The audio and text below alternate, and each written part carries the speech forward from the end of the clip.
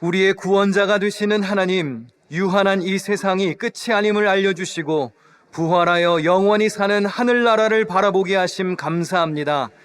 죄로 죽을 수밖에 없는 우리를 예수 그리스도의 십자가 은혜로 건지시고 주의 거룩한 백성 삼으셨으며 아버지라 부를 수 있는 자녀의 권세를 주셨습니다. 복음에 합당하게 살아갈 수 있는 힘과 용기와 지혜를 허락하여 주시옵소서. 교회에서 혹은 온라인으로 곳곳에서 예배에 동참하는 이들이 있습니다. 군대, 객지, 외국, 병상에 있으므로 사모하지만 함께할 수 없는 이들도 있습니다. 모두에게 주님의 긍휼과 자비를 베풀어 주시옵소서. 예배하고 말씀 듣는 중에 회복과 치료의 역사가 있게 하시고 은혜 받고 도전받는 시간 되게 하여 주옵소서. 부족한 종 그동안 사랑으로 보살펴 주시고 이제 다시 목회지로 돌아갈 길을 열어주셨으니 감사합니다. 전하는 말씀 가운데 능력 있게 하시고 목양하는 뉴욕 기둥교회에도 평안과 부흥을 허락하옵소서. 악한 영이 예배를 방해하지 못하도록 성령께서 주장하시기를 간구합니다. 깨어 집중하게 하시고 은혜만 되게 하여 주시옵소서. 베푸신 모든 사랑에 감사드리며 예수님의 이름으로 기도하옵나이다. 아멘. 할렐루야. 부활하신 예수 그리스도의 은혜와 평강이 기둥교회 모든 성도와 함께 하시기를 축원합니다. 우리 성경을 높이 들고 우리의 믿음을 고백하겠습니다. 저는 예수 믿어 구원받았습니다. 저는 예수 믿어 하나님 자녀 되었습니다. 저는 예수 믿어 천국 백성 되었습니다. 하나님께서 선물로 주신 오늘 하나님 말씀으로 가르침을 받습니다. 눈을 열어 주의 법 안에 있는 놀라운 진리를 보고 깨닫게 하소서. 아멘으로 순종하여 하나님께 영광 돌리는 삶 되게 하소서. 아멘. 고백한 대로 사시기를 축원합니다. 제 이름은 고성민입니다. 높을 고, 이룰 성, 민첩할 민 혹은 지혜로울 민을 씁니다.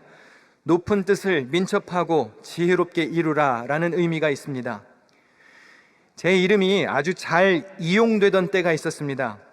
중고등학생 시절 저는 교회에서 친하게 지내는 친구 후배들과 주로 농구를 하며 놀았습니다. 몇 시간씩 땀을 흘리며 농구 경기를 뛰고 나면 냄새나고 지저분하고 배도 고프지요. 그래서 씻고 싶고 맛있는 것도 먹고 싶었습니다. 그래서 시간 되는 친구들과는 목욕탕에 갔다가 씻고 난 후에는 맛있는 것도 먹으러 갔습니다. 돌도 씹어 먹을 나이에 얼마나 배가 고팠겠습니까? 그런데 중고등학생들에게는 숙명과 같은 사명이 있었으니 바로 공부였습니다. 무리지어 같이 노는 아이들이 대부분 학원 수업이나 도서관 공부가 있었습니다. 그런데 긴 시간을 빼서 이 3코스, 농구, 목욕, 야식 이렇게 3코스를 다 밟기가 쉬운 건 아니었습니다. 게다가 같이 노는 시간이 길어지면 귀가 시간도 늦어지니까 선뜻 함께 놀기가 부담스러웠을 겁니다. 그런데 그 무리에 제가 끼어 있는 게 후배들에게는 좋은 핑곗거리가 되었나 봅니다. 제가 같이 농구하겠냐고 물어보면 저마다 그 자리에서 엄마에게 전화를 걸었습니다. 그리고 대부분 다 이렇게 통화했습니다. 엄마, 나 성민이 형이랑 놀다 갈게요. 평상시 같으면 협상이 잘 되지 않을 일이 성민이 형이라는 단어가 들어가면 그리 어렵지 않게 해결이 되었습니다. 그래서 어느 날 한 동생에게 물어보았습니다. 아니 그냥 놀다 들어간다고 말하면 되지 왜 꼭 굳이 성민이 형 이름을 거기다 껴넣느냐. 그랬더니 그 친구가 이렇게 말합니다. 그냥 논다 그러면 엄마가 허락 안 해주세요. 그런데 성민이 형이랑 논다 그러면 무조건 오케이 하세요. 다른 사람도 아니고 당신이 출석하는 기둥교회 담임 목사님 아들이랑 논다는데 무슨 해가 될까 싶어서 그냥 무조건 허락을 해준다는 겁니다. 성민이 형이라는 이름에 권세가 느껴지는 순간이었죠. 바쁜 청소년의 귀가를 늦출 수 있는 이름, 공부도 미루고 놀 수 있게 하는 이름, 학원도 땡땡이 칠 수 있게 하는 이름, 성민이 형이라는 이름이 그렇게 아이들에게는 반가운 존재였나 봅니다. 물론 어떤 날은 제 이름이 남용되고 오용되기도 했습니다. 일단 놀고 싶으면 무조건 전화해서 제 이름부터 들이밀더군요. 엄마, 나 성민이 형이랑 일탈을 위해서 이용당하는 이름이 되는 것 같았습니다. 위급한 상황을 모면하기 위해 마치 무슨 만능 열쇠, 치트키 같은 이름이 되었지요. 저도 모르게 무거운 책임감이 들기도 했습니다. 내가 잘 살아야 되겠다. 내가 모범적으로 살지 않으면 이 친구들이 내 이름을 써먹어야 할 때 마음껏 이용하지 못할 수도 있으니까 잘 살아야 되겠다. 그렇게 학창 시절을 보내고 신학교에 입학하여 군복무 후에 2007년 교육전도사로 임명되었습니다. 교회 건물이 부천역 쪽에 있을 때였습니다. 토요일 저녁까지 맡은 부서 일을 하고 있었습니다. 아직 할 일이 많이 남아 있어서 다른 부서 전도사님들과 같이 저녁을 먹으러 나갔습니다. 부천대학교 근처에 싸고 양도 많고 맛있는 집이 있으니까 식사를 하고 다시 교회를 들어가려고 하는데 건물 문이 굳게 잠긴 겁니다. 불도 다 꺼졌습니다. 여러분, 교회 건물 부천역에 있을 때 기억하시나요? 교회 사방으로 유흥가가 엄청났죠. 토요일 같은 주말이나 휴일이면 정말 대단했습니다. 부천의 라스베가스다 그래서 부스베가스라고 부르는 적도 있었습니다. 술집, 노래방, 클럽, 여관, 이 전단지 약도에 기둥교회가 안 들어간 약도가 없었어요. 밤만 되면 수많은 젊은이들이 교회 앞마당에 와서 저마다 전화로 이렇게 떠들었습니다. 야, 빨리 나와. 술 먹으러 나왔어. 여기 기둥교회 앞이야. 술 마시러 모이는 장소가 기둥교회 앞. 그렇게 기둥교회 주변은 소돔과 고모라를 연상시키는 장소였습니다. 그래서 안전사고도 심심치 않게 일어났죠. 새벽 기도회 때 취객이 찾아오는 일, 교회 앞에서 구토하는 사람, 돌 던져서 교회 유리를 깨는 사람이 있는가 하면 경비원을 폭행하는 사람들도 있었습니다. 그러니까 여러분, 교회가 이쪽으로 오게 된 데는 다 그만한 사연이 있는 것입니다. 제가 교육전도사로 일할 때도 술 취한 사람들이 화장실 찾으러 들어왔다가 제가 일하는 사무실에 들어누워 있어가지고 끌어내기도 했습니다. 좀도둑 들어오는 거는 일도 아니었습니다. 밤이면 당직을 맡은 분이 교회 건물을 잘 잠그고 경비 업무를 맡아보시는 분은 마당에 바리케이트를 철저하게 설치해야 했습니다. 그날도 그렇게 문단속이 다 끝나 있었습니다.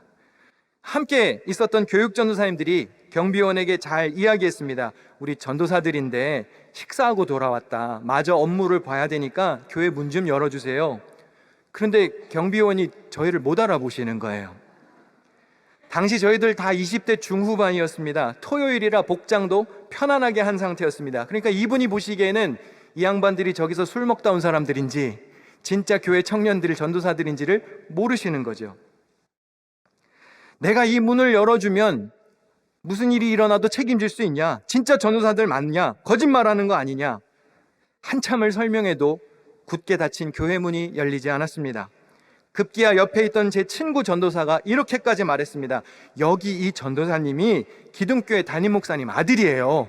이름이 고성민이에요. 그러니까 저희 이상한 사람 아니니까 문 좀 열어주세요. 한때 청소년들의 귀가를 늦추던 만능 치트키 같은 이름 성민이 형이 다시 등장하는 순간이었습니다. 많은 부모에게 친숙한 이름, 늦은 시간까지 놀다가 들어갈 수 있게 하는 그 이름, 열려라 참깨와 같은 마법의 주문 성민이 형의 이름도 거론되었으니 이제 교회 문이 열리겠구나 싶었습니다. 그러나 경비 업무를 맡은 분에게 성민이 형의 이름 따위는 중요하지 않았습니다. 한참을 서서 그분과 이야기를 주고받은 후에야 저희가 정말 어렵게 교회 문을 열고 들어갈 수 있었습니다. 그날 그 사건은 저에게 큰 충격으로 다가왔습니다. 지금까지 저를 두렵게 하는 일로 기억됩니다. 제 이름이 통하지 않아서가 아니고요. 내가 출석하는 교회, 내가 봉사하는 교회, 심지어 내가 전도사로 일하는 교회인데 교회도 마음대로 못 들어갈 수가 있구나. 그런데 나중에 천국 가서도 이러면 어떡하지? 내가 한평생 신앙생활하고 한평생 봉사하고 집사, 권사, 장로 직분 받아서 섬기고 전도사, 목사로 사역까지 하다가 천국 문 앞에까지 갔는데 정작 하늘나라의 문 앞에서 하나님이 넌 누구니? 라고 말씀하시면 어떡하지?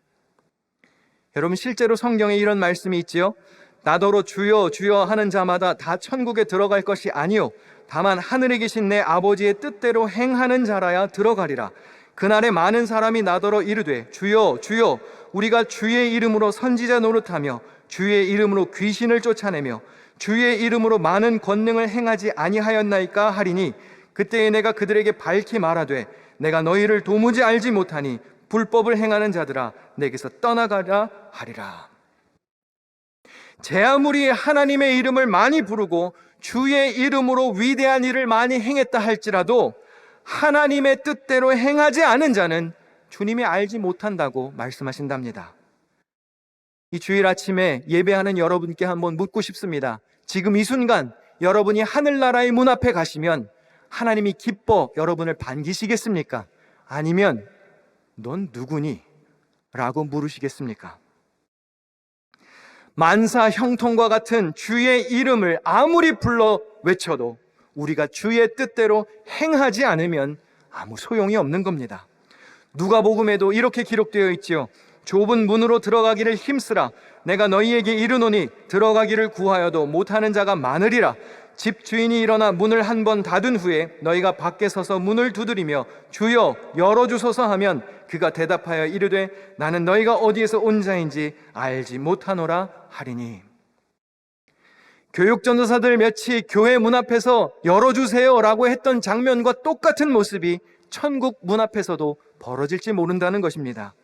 예수님이 가르치신 좁은 길, 십자가의 길을 걸어가지 않는 자들은 훗날 하나님이 모른다고 하신답니다.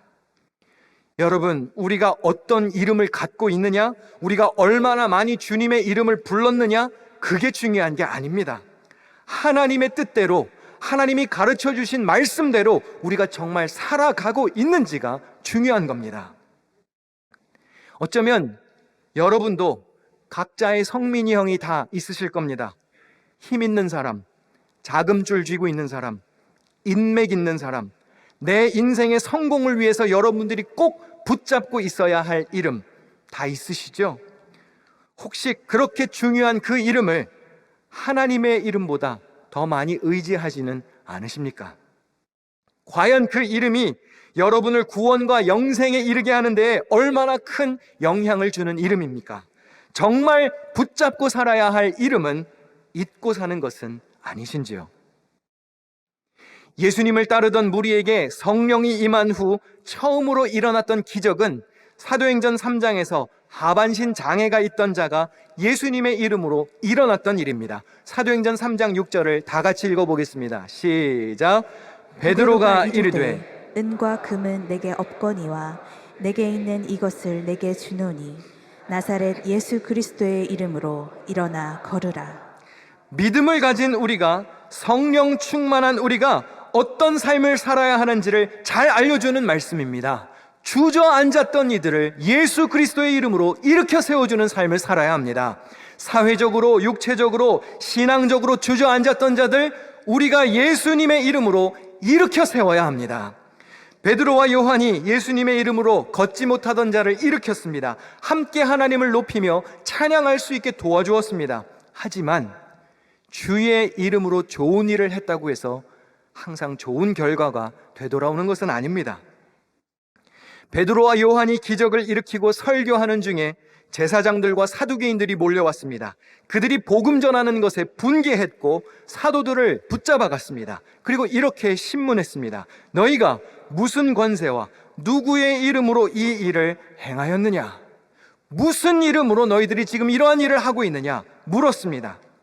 여러분, 어떤 이들은요, 예수님의 이름으로 하나님의 자녀가 되는 권세를 누립니다. 요한복음 1장 12절 같이 읽겠습니다. 시작. 영접하는 자 곧 그 이름을 믿는 자들에게는 하나님의 자녀가 되는 권세를 주셨으니. 아멘. 어떤 이들은 예수의 이름으로 주님의 자녀가 되는 권세를 누립니다. 그러나 예수님을 믿지 않는 자들에게는 그 이름이 그저 거슬리고 방해될 뿐입니다. 예수님을 메시아로 인정하지 않는 자들을 향해서 베드로가 이렇게 답합니다. 너희가 십자가에 못 박고 하나님이 죽은 자 가운데서 살리신 나사렛 예수 그리스도의 이름으로 이 사람이 건강하게 되어 너희 앞에 섰느니라. 너희들이 인정하지 않고 십자가에 못 박은 예수, 그러나 부활하신 그 예수님의 이름으로 기적이 일어났다고 당당하게 고백했습니다. 우리가 알던 베드로의 예전 모습과는 많이 다르지요. 베드로가 원래 어떤 사람이었습니까? 예수님을 모른다고 배신한 전적이 있는 제자였습니다. 스승을 버리고 도망쳤고 주님의 부활 후에도 유대인을 두려워하여 숨었던 겁쟁이였습니다. 그러나 성령 충만을 경험한 뒤에는 전혀 다른 사람이 되었습니다. 참된 예수님의 증인이 되었습니다. 특히 오늘 본문은 얼마나 속이 시원한 고백인지 모릅니다. 우리 본문 말씀 다 같이 읽겠습니다. 시작. 다른 이로서는 구원을 받을 수 없나니 천하 사람 중에 구원을 받을 만한 다른 이름을 우리에게 주신 일이 없음이라 하였더라. 할렐루야. 여러분, 이 사실을 믿으십니까? 오직 예수 그분만이 우리의 소망이십니다. 요한복음에서 예수님이 하신 말씀 한 번 더 같이 읽습니다. 시작.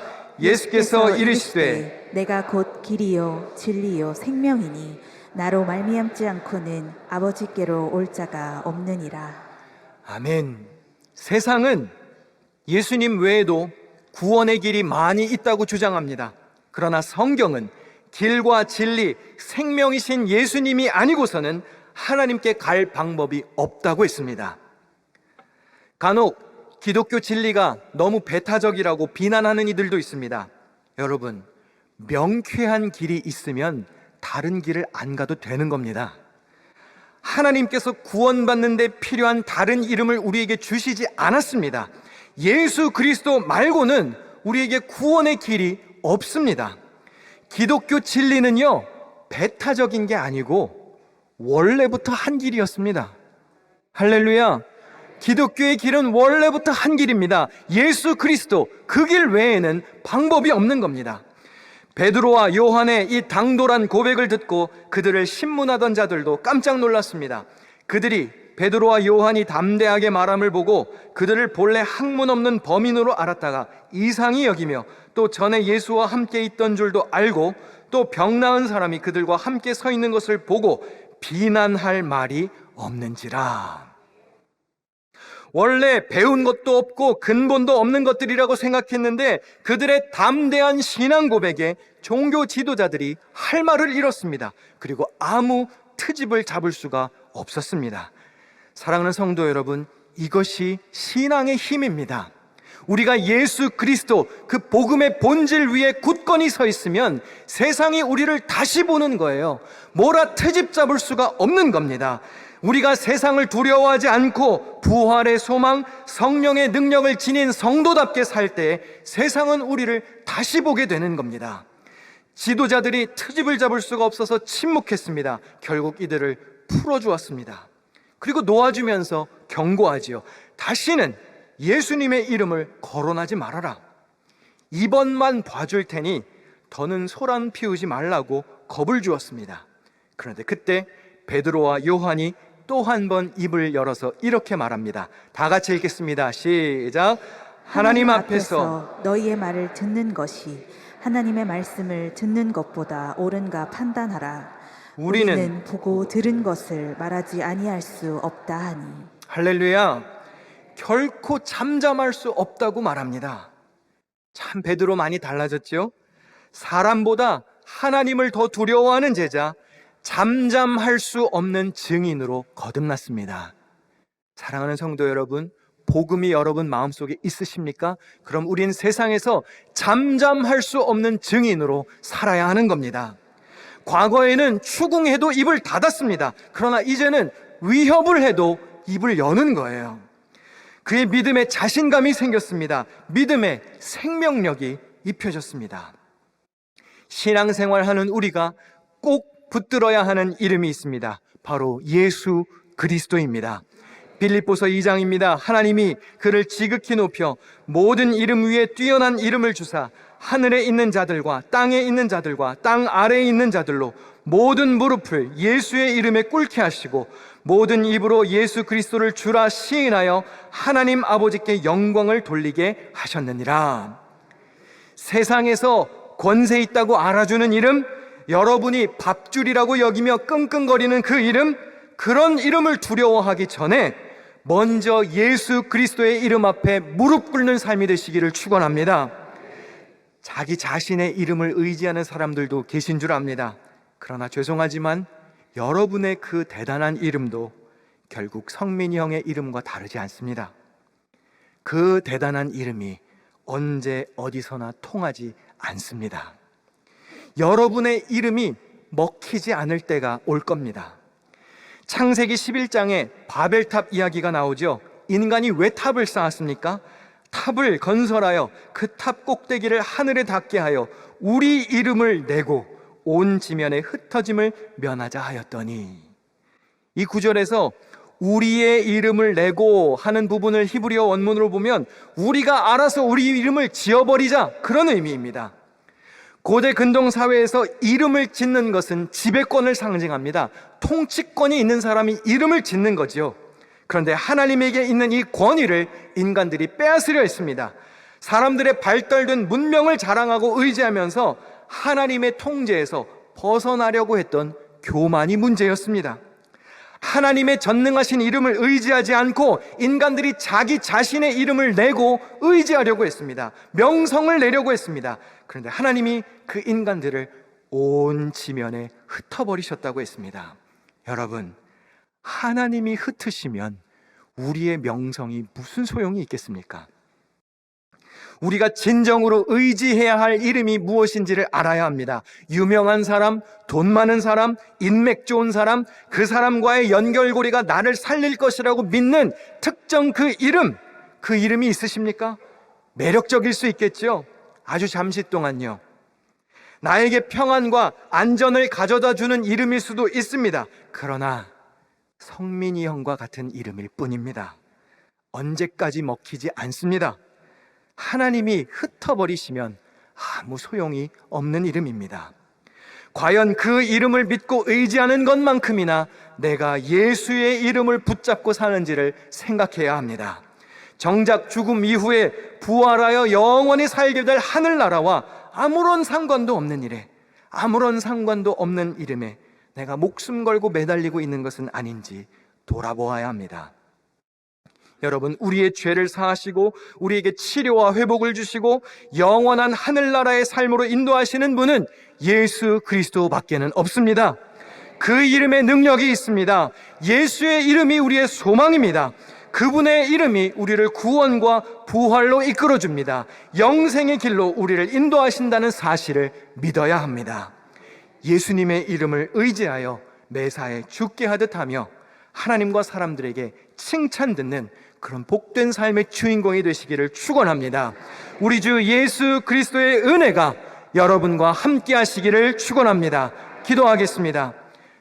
전능하신 하나님, 우리가 세상에서 의지하는 이름이 혹시 바벨탑처럼 주님께서 흩어버리셔야 하는 보잘것없는 것은 아닌지 돌아봅니다. 구원의 이름, 능력의 이름, 부활의 소망과 영생의 길이 되는 이름 예수 그리스도를 붙들고 살게 하여 주시옵소서. 오직 그분만이 나의 길과 진리, 생명이 되심을 잊지 않게 하옵소서.